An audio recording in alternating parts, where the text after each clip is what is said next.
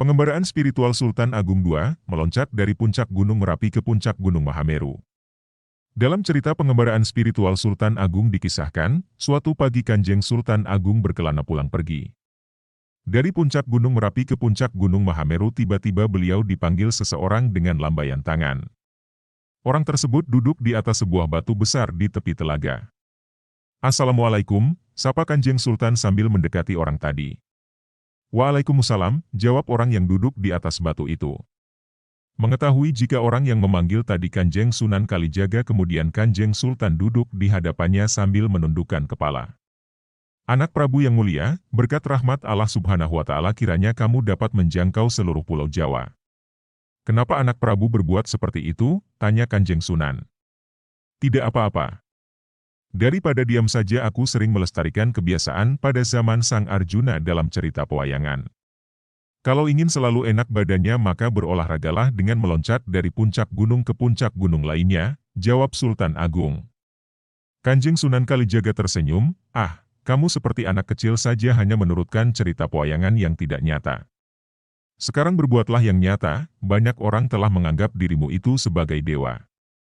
Namun berhubung kamu sudah memeluk agama Islam maka daripada hanya berloncat-loncatan dari gunung ke gunung seperti ini pergi sajalah mengikuti jamaah sholat Jumat di Makkah. Siapa tahu pengetahuan agamamu akan bertambah?"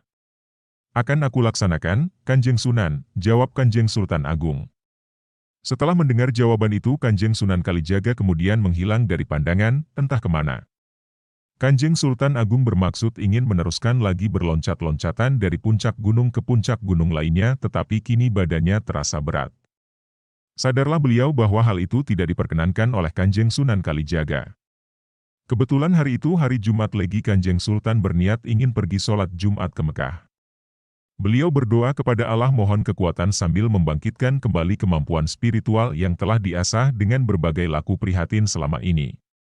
Dengan beberapa kali loncatan saja Kanjeng Sultan telah berdiri di sebuah pantai di Jawa Timur. Tetapi sebelum beliau melakukan perjalanan spiritualnya ada seseorang memanggil-manggil namanya. "Kanjeng Sultan, Kanjeng Sultan.